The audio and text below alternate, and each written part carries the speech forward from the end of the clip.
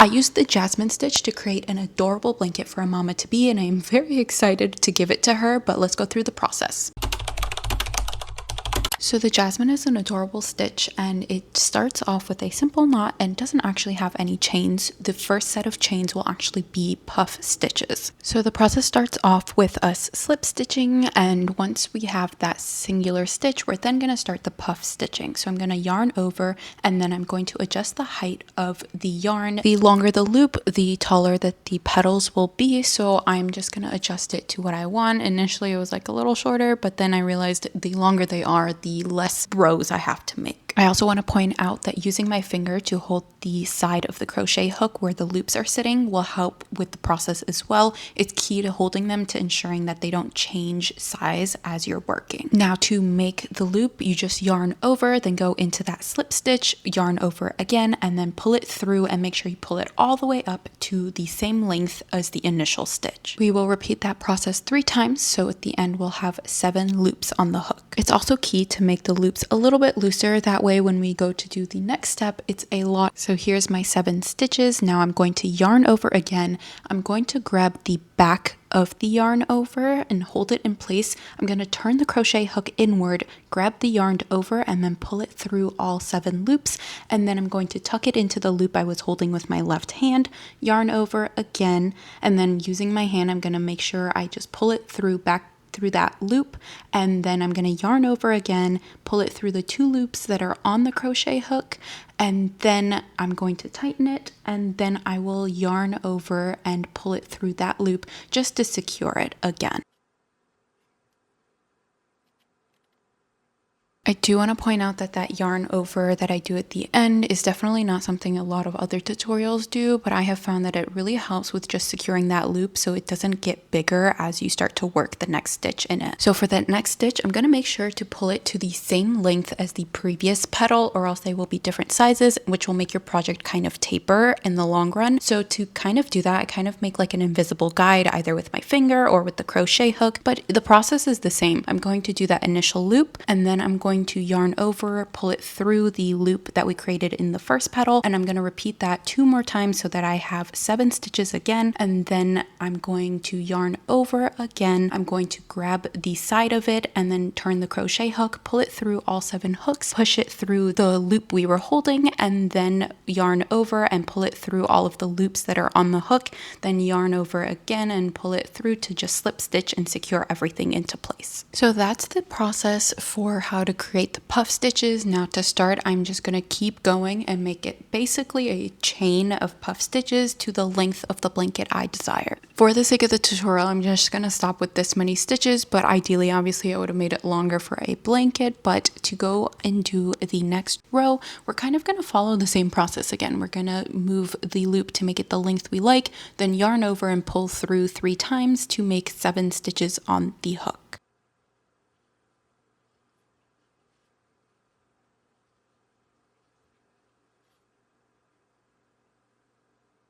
So again, this is just repeating the process we were doing for the first few stitches. I'm just going to yarn over after pulling through all of the 7, pull through the 2, then do my slip stitch to secure it.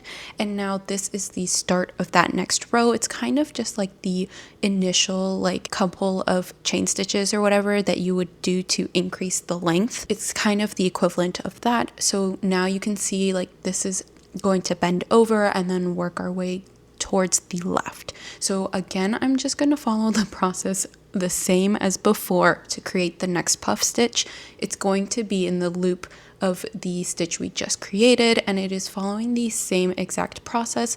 And now is where things start to get interesting. So we started off this process with doing the 3 yarns over, and then we've got the 7 loops on the crochet hook, but we're not actually going to loop through all of those. We're actually going to go into the loop of the stitch before the one we were just working in to start to create the next petal. Again, now following the process of the initial stitch, and then working through yarning over and pulling through 3 times to make 6 more stitches. And the fun doesn't stop here quite yet. What I'm going to go ahead and do is I am going to yarn over again, and I'm going to repeat the process that I did for that second petal, but instead of going in the loops we've already gone into, I'm going to go into the next one to the left, and I'm going to follow the same process, yarn over, pull through to make 6 loops on the crochet hook. And so once we've done all of that, we've got a set of 7 stitches, a set of 6, and another set of 6, all on the crochet hook. And this is when I'm going to yarn over, hold the end, and pull it through all of those stitches. It is a little difficult if you make your loops a little tight. This is why I recommend making them a little looser. But with a little push and shove, you can get them through. And after that, I am going to take the crochet hook, similar to what we did with the previous puff stitches. I'm going to pull it through the loop that I was holding, then yarn over, pull it through, yarn over and pull it through both of the stitches that were on the crochet hook, and then I am going to slip stitch again to just secure everything in place. Before that slip stitch though, I do want to point out that you will sometimes have to tighten the loop because that loop will get loose, and the looser it is, the more difficult it is to work with for the next set of petals. So now let's walk through the next petal. It's pretty similar. I'm going to work in that same loop to just create another puff petal, doing the same process. It'll have 7 stitches because it's going to be that first initial stitch, then yarning over and pulling through 3 times. After that, I'm going to go into the next loop to the left, and I'm going to start to work through the 6 stitches in there, making sure I have 6 on the hook. I'm not going to yarn over and pull through any of those just yet. I'm going to go through the next loop, do the same thing, and pull through 6 loops. After that is when I will yarn through all 6, 6, and 7 hook loops, and then I am going to pull through that, make sure it is tight, and that is the way to create the flower stitches for the middle of the row. So those are the basics of the Jasmine stitch on how to start the project, how to do the edges, as well as how to do the middle. I'm going to go ahead and work the rest of the blanket off camera. This is going to be the baby blanket, which is why it's a different color than the one from the intro videos, but you'll see why I end up having to switch from the gray blanket to the green one very soon.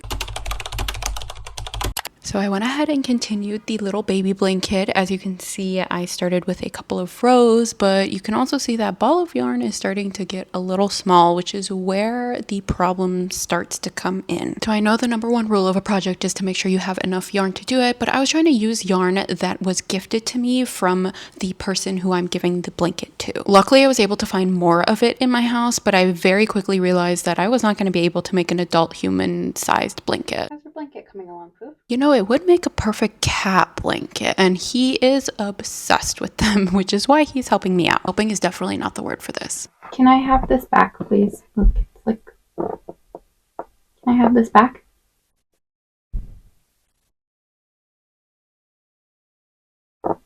You're showing. Can I have it back? I just need this, please. Oh, I'm sorry. He actually does this multiple times along the project, but we're not going to go through every single one. But we are going to go through the hassle that I have to go through to try to make this a bigger blanket, because originally I was like, you know what, let me try to buy some more yarn that matches this one to see if maybe I can make it bigger. So I went ahead and bought this yarn right here. And right off the bat, I could see the differences. You can see the way that the yarn is kind of made up. It's spiraled a lot more, and it's also a completely different texture. The yarn that I was gifted was a lot softer, whereas the yarn I just purchased was a lot more rough. I thought maybe the texture would get fixed with a few washes or something like that, since the other yarn is a lot older, but I was also like, you know what, it's a perfect color match, let me just test it out. So I went ahead and tied it in. The reason you can't just weave this one in is because we are doing puff stitches, which will just loosen up if you try to just weave it in. So I go ahead and knot it and then cut off the excess. After that, I just went ahead and started to crochet a few jasmine stitches to just get a feel for what the texture and the color and everything would be like if it were to be part of the blanket. I went ahead and did those stitches, and as you can see, there is just way too much of a difference, and I just didn't feel like dealing with that, and I felt like it was very obvious, so I did the hard thing of just undoing all of the stitches. I know I could have also opted to switch colors, to do color blocks, do a border or things like that, and I just didn't feel like it would work because the jasmines kind of share petals with the rose around them, so half of the jasmines would be a different color than the other, and I was just like, you know what, we've accepted that this is just going to be a mini blanket. With that established, I went ahead and finished the end. I went ahead and knotted it and then pulled it through a bunch of the petals until it was completely hidden. Now, one of my concerns with this blanket is that it would be a danger for the baby themselves, so I was like, you know what, I'm just gonna give it to her. It's sentimental, it's adorable, and it can be used as a play pad under another blanket or even just for her cats. I also washed it in the machine and it was totally fine, so with that, we are off to make the next blanket.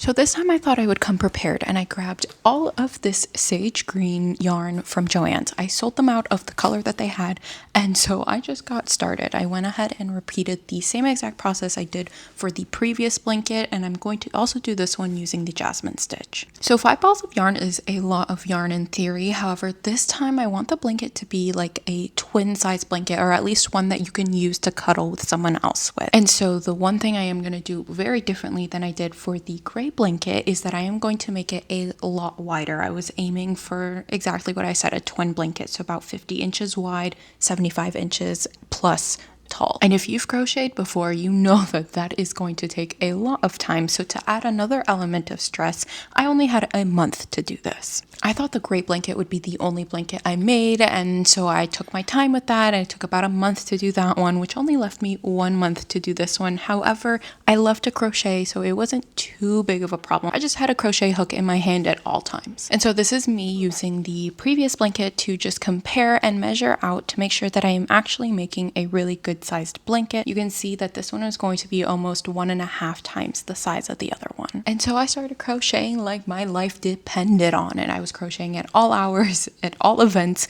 But the one thing I will say is I love this yarn. The color is beautiful, the texture is beautiful, it holds up really well in the washer and over time. The one thing I have that is a problem with it is it always gets tangled, and it always takes me an extra hour to untangle each ball of yarn. I know I'm picking the end from the inside the way that I usually do with any other ball of yarn, but it always ends up becoming a mess and I have no idea what to do. So if anyone else knows why this is happening, please let me know. Although after this project, I am taking a very long break from crochet. But eventually I got the yarn untangled, and now I'm just going to walk you through the progress of my crocheting. You can see it is very slow, but I also wanted to point out that this is the amount that one ball of yarn makes. It only makes 3 and some rows, which is why soon enough we will start to find me running out of yarn very quickly. So take your guesses now as to how much yarn it took, and then at the end I will let you know. And I continued to crochet and crochet and crochet, and as if the carpal tunnel wasn't problem enough, this happened. So I have run into a dilemma. I have been using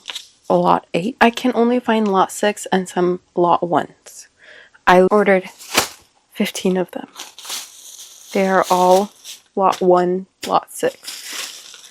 And I started with this lot 6 to see what it looked like. I don't know. I don't think there's any difference. I think the color match is pretty good between the two. I don't really have a choice. Like, it's now bigger than the camera. But yes, a third of the way. A third of the way took 1, 2, 3, 4, 5, 6, 7. That's insane. I probably made it a little too big. I don't think there's a difference. At least I'm not seeing one. So I'm going to continue with the 6, and then I'll check in for the 1. Right. This is the blanket. The colors of the lot 6 look good. However, I am now down to lot 1. If you haven't noticed already, I have tried to do a sampling of it, and it doesn't look great. You can't tell, but the color looks right, but the texture is so off. These right here are lot 1. These right here are just lot 6. It's literally this, but you can tell they're like, it's shinier, and also it's got like more spirals in it. Like these are looser than these. So I don't know what to do. Honestly, the more I look at it, the better it gets. But like that is very much different than this. Maybe I will do a little bit more and then I will check in. So I did a few more.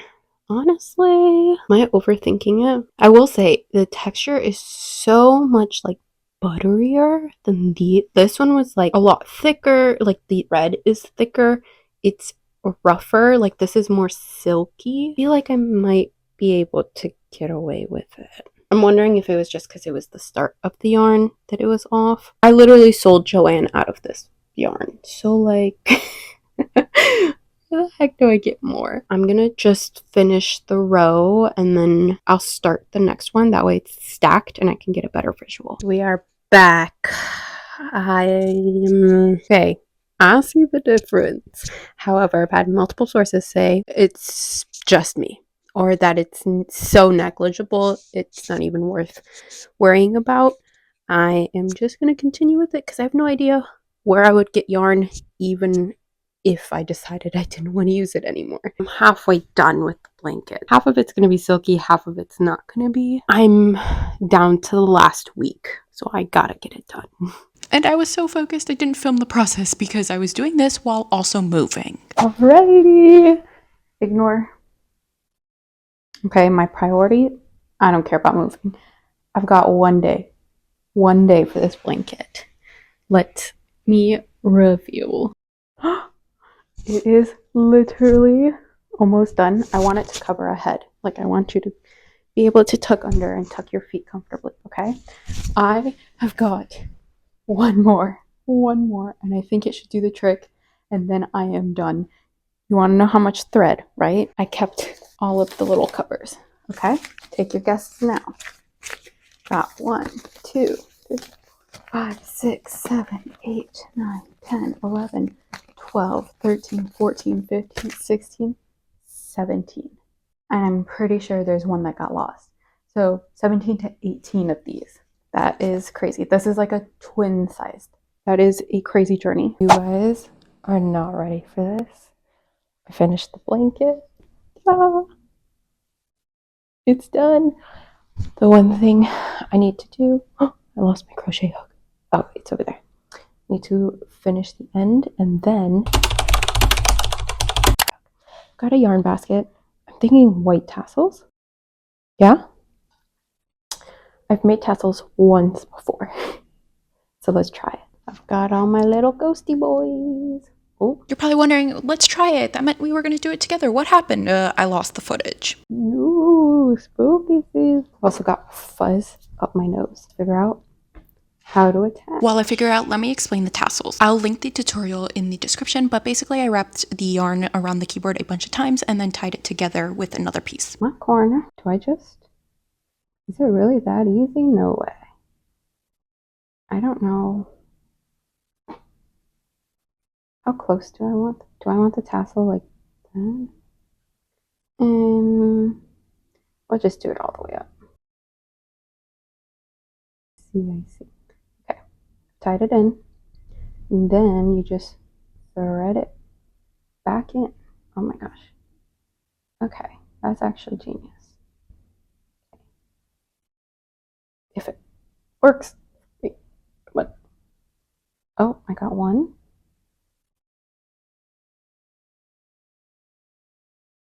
Two. Perfect. That is so cute. I worry though.